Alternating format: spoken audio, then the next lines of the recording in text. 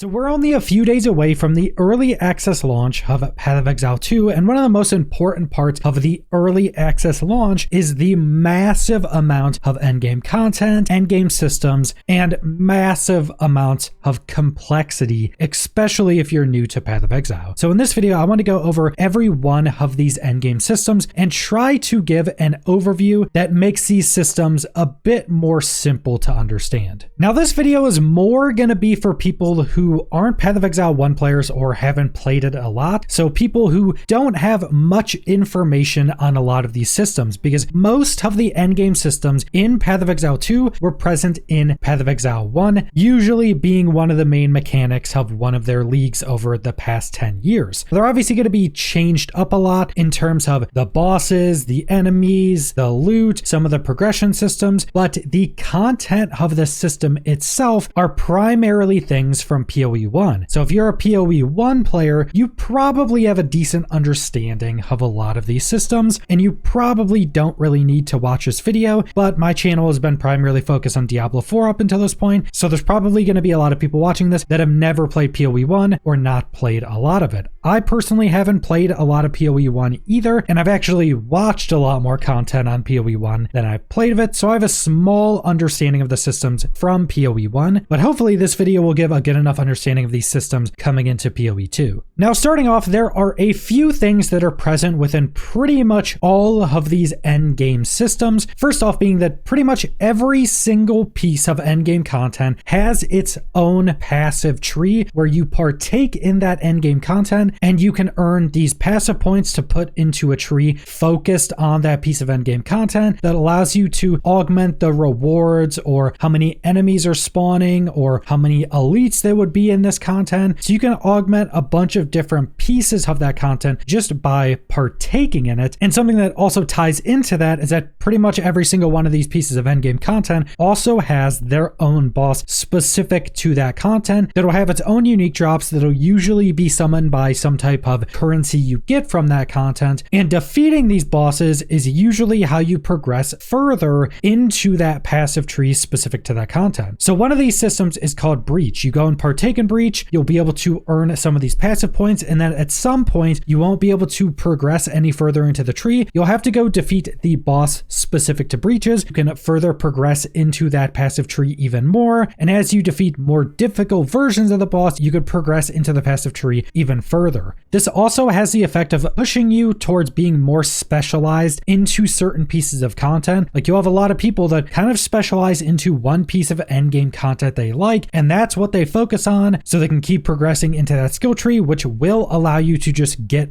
more loot. And one of the first things you're going to come across when starting into the end game of Path of Exile 2 is their visual representation of all of the endgame systems, which is called the Atlas map. So you'll have this massive map with all of these different points or maps all connected, that as you progress throughout this map, you go down certain paths to go to any piece of content you want to go to. This whole map is infinite. It has all of the content throughout the game randomized into it. So all the biomes, the enemies, the bosses, every piece of endgame content is present within this map. And you use these waystones, which are basically the keys you need to enter one of these map locations and keep progressing in whatever direction you want to go into. If you go to one of these locations and fail it, you now can't travel to that location again. You have to find another way around or take another path. And this is just a really interesting way to represent every piece of content you can do in the endgame. And all of these different map locations you can go to can have all of the different endgame systems on them. So it could have a boss, it could have a breach on it, and it could have any one of the other endgame systems everywhere. And then there are also other things randomized into this. There are different hidden islands that can give you more experience. There are towers you can find that when you complete that area, the tower unlocks and shows you a much larger area of all the different locations you could go. And then also using those towers, you will be able to even augment all of the maps in a general vicinity. So let's say you found one of these towers and you had a specific item from one of these endgame systems, you could use that on the tower and it would add a lot more of that specific endgame content to the area around that tower. So you can even augment this map to add more of the content you're trying to do to it.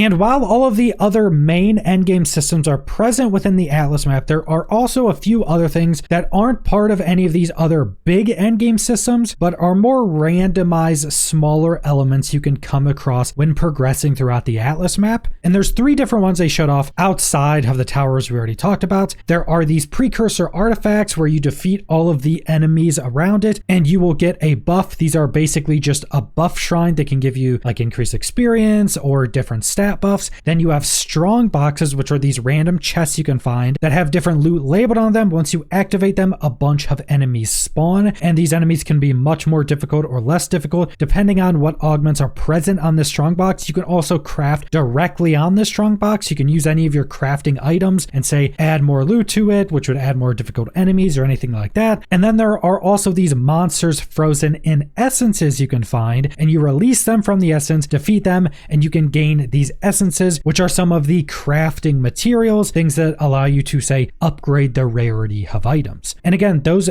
3 pieces of content are just things you can come across and aren't the main pillars of the endgame. So starting off with the bigger systems of the endgame, we have our Ascension Trials. Now, if you never played Path of Exile or never heard anything about it, once you start Path of Exile, you choose a class, and then as you progress further into the game, you can partake in these Ascension Trials, which allows you to choose your ascendancy. And ascendancies are basically further specializing into a playstyle that can give you some new abilities, some new effects, and kind of just further specialize where you're trying to take your build. And you are locked into these ascendancies. So if you want to try a different ascendancy, you'll just pretty much have to make a new character. And these are small skill trees themselves, so you can keep earning points to put into. Now, Ascension Trials are the pieces of content that allow you to do this. There's 2 Ascension Trials on early access launch. There'll be a 3rd added later down the line. And these aren't specifically endgame content, but these Ascension Trials do progress into the endgame and get more things added into them in their endgame versions. So first off, we have the Trial of Sekhemas, which also seems to be the first Ascension Trial you will take part in. And this is basically a rogue-like mode. Enter this mode, complete the objective, then you have this little map that you choose the path you want to go on. These paths could have debuffs for you that add more loot into the run. They could have different objectives, and you just get to choose what path you're going to. You also have a honor meter in this, so if you get hit, you lose some honor. If you lose all of your honor, that trial is over. You'll be gaining keys to use on chests at the end. This is also another way in where you're going to be gaining loot into the end game. And then as you're doing this run, you'll be able to gain these permanent boons similar to other roguelikes. And one of the main ways you'll be earning these boons is you can get sacred water throughout the run that then you can spend on a vendor to choose what type of buffs or benefits you're giving yourself for the rest of the run. There will be a boss at the end of each floor, and there will be more floors as you progress into the end game. I think it's a total of 4 floors once you're into the end game. And then after you defeat the boss, you can use your keys at the end to open chests for loot. And then you can also progress into your ascendancy more. And then once you get into the end game, there's more things added onto the system. So you'll be using these higher level coins to be able to progress to the further floors of the end game. There'll also be a relic progression system added where you can use these relics you get from this system, and you can add it to the relic altar before the start of a run, which will give you bonuses, making that run easier and also augmenting the loot. You can also get unique relics from the end boss, which is also another addition into the end game version. Like all the other end game systems, there is an end boss or a boss tied to that activity. So you can get unique relics that are used on the start of the run you use them on, and they can do much more substantial things. Like one of the ones they showed off is if you use a specific unique relic, you now only have 1 honor for that run. So that run would be crazy juice, but if you get hit once, that run is over. And then the progression system within the Trial of the Sekhemas are jewels, and jewels are able to be added to your massive passive tree that they can just add different effects to it. You can also get jewels that don't have an effect themselves, but they buff up or add different effects to all of the other nodes within the range. So it adds a big circle and you can augment the things within that circle. And then there will also be unique jewels, which they didn't show off. But that's just the first out of the 2 Ascension Trials on early access launch. You could also go choose to do the Trial of Chaos instead, which you need to find a Trial Master token to be able to enter this. And it's basically this challenge activity. So at the start of each room, you're offered a trial which contains a reward and the challenge you have to partake in to get it. So you have different choices of the challenge you want to go up against. Each room will have different hazards, different enemies to defeat, different traps, depending on which challenge you're partaking in, so you have to be dodging traps or defeating all these enemies. And then after 3 rooms, you fight a boss. The boss order of this whole activity is randomized, so you can keep going to more rooms to get more loot, to face more bosses, or you could just stop after the first boss, and it gets harder and harder as you go to every new room. So you're basically choosing, do I want to face an even tougher challenge going to the next room, or do I just want to take the loot I've earned up until this point and finish that run? And likewise with the first trial, after you defeat the first boss, you can also progress your ascension after that. And then as you get into the end game, you'll be able to go even deeper into these rooms to make it more difficult, get more loot, and face more bosses. And then also as you get into the end game, you'll also start to be offered some of the more specific crafting items from this activity. One of the ones I mentioned are Val Orbs. These are a crafting item that basically RNGs the piece of gear you're using it on. And these are pretty much the last thing you use when crafting a piece of gear. It's very RNG dependent. You could add this to a piece of gear and get a new mod or get a new stat on it. You could add it to a piece of gear and it could re-roll a bunch of the stats already on the item. You could use it on unique items. So it's kind of just this RNG crafting item that could make your piece of gear incredibly strong, or it could just completely break that piece of gear and now it's useless for your build. And likewise, the system can also offer you soul cores that are these very powerful socketable items you can socket into your gear, but they have unique mods or effects that you can't get in any other way. And then the final boss of the Trial of Chaos was kind of teased to be the Trial Master, and you have to kind of fully progress through the system to be able to defeat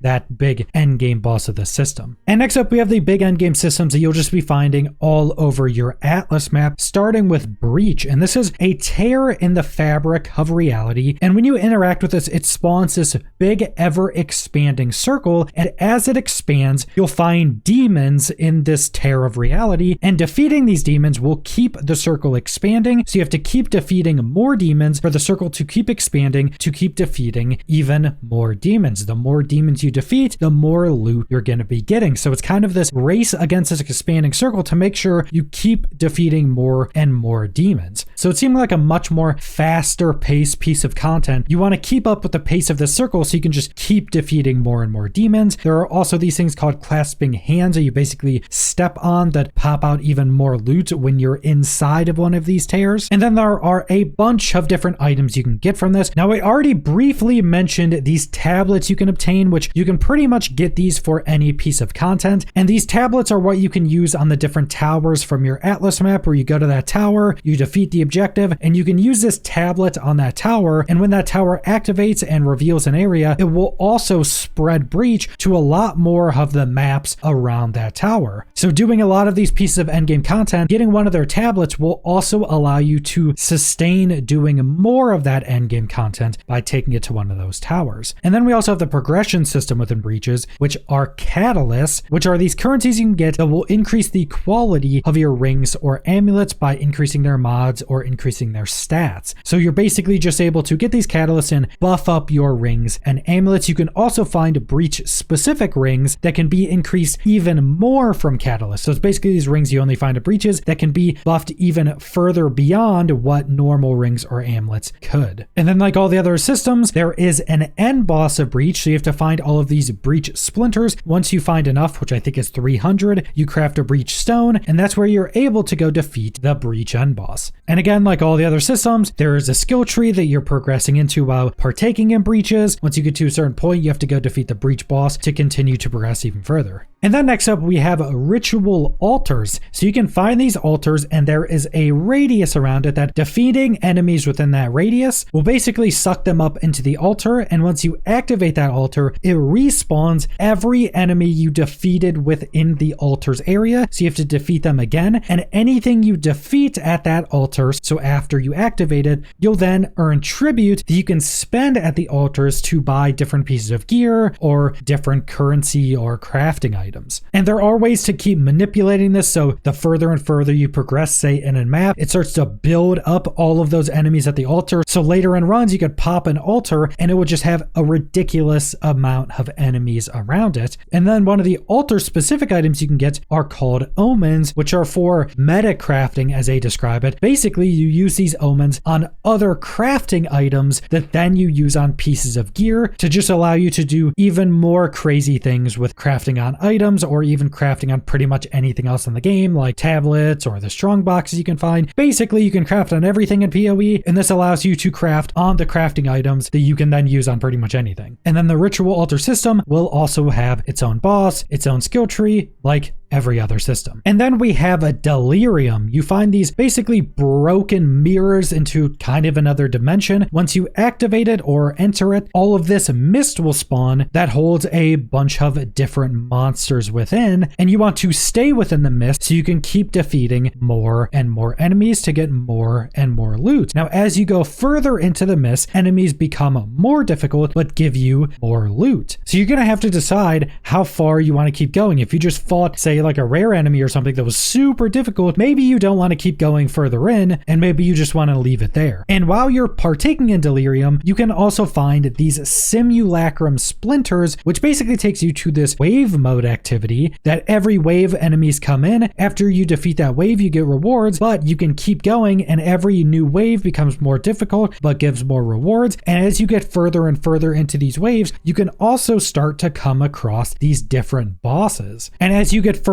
and further into these simulacrum splinters, you can earn more and more passive points for the passive skill tree for Delirium. And while doing anything within Delirium, you can get these distilled emotion crafting items, and you can bind these to add a notable passive from your massive skill tree. Now, what's really strong about this is you can get a passive point from another part of the skill tree that you're nowhere near. So you have this massive skill tree with like 1,500 different points on it, and let's say you've been progressing straight up through the tree, but let's say on the bottom side of the tree where you're nowhere near, there is a notable passive that would give you a really big buff to your build. You can now get these distilled emotions, combine them, and get that notable from your skill tree while you don't have to travel to it on your skill tree normally. So this very much sounds like something that pretty much everybody is gonna want to do at some point, because that would just be a massive buff to your amulets specifically. And you can also use these distilled emotions to add Delirium to waystones, which are just the keys you need to travel throughout the Atlas map. And these can also be used to buff up these waystones, so just further augmenting what you're going to come across in that run of Delirium while using that waystone. And then next up we have Expedition. So you'll come across these Kalguran settlers that'll want your help digging up these artifacts or relics, and instead of using a shovel, you obviously would use explosives. And there are basically all of these flag markers that have different effects on them. Like this one may spawn some enemies, this one may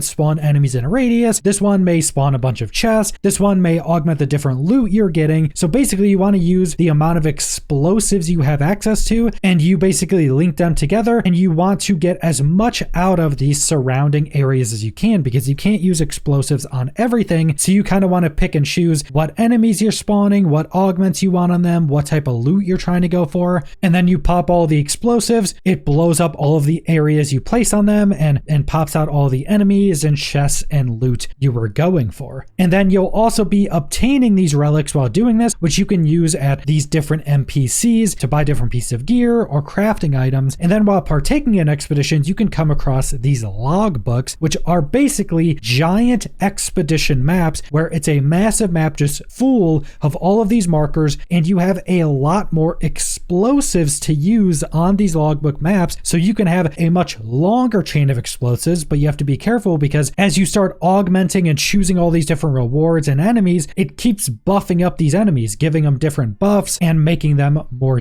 difficult. So you have to be careful not to overwhelm yourself with all of the enemies you're going to be spawning in search for even more loot. And then like everything else, there's going to be an expedition boss and there's going to be an expedition passive tree. And then finally, we have some of the most challenging PoE content, the Pinnacle Bosses. Now to come across these Pinnacle Bosses, you have to find these big fortresses on your Atlas map, and to enter this, you have to get 3 different keys. Now there are these 3 different local faction leaders that have these keys. So you also have to find these faction leaders on the map. Once you go to, say, their city, you have to first defeat their 2 lieutenants. Then after you do that, you'll be able to fight these faction leader bosses, which are Uber versions of some of the Act bosses. And once you defeat these 3 Uber bosses, you get the keys to be able to go challenge that Pinnacle boss. And if you go to a location that has one of these faction leaders and you're defeated, they will move to a new location. So you really have to go find all of these keys to be able to even challenge the Pinnacle boss. And like all the other systems, it'll have its own passive tree, but that's pretty much all they've revealed for these Pinnacle bosses. And that's pretty much all of the endgame content you'll be able to partake in on the early access launch of Path of Exile. And this is an absurd amount of endgame content for the launch or early access launch of an ARPG, and this definitely can be quite confusing for new players. It's probably going to be somewhat confusing or somewhat complex for even Path of Exile 1 veterans, but that also means there's just going to be a ridiculous amount of content to try and partake in. But that's pretty much all I want to go over, so thanks for watching.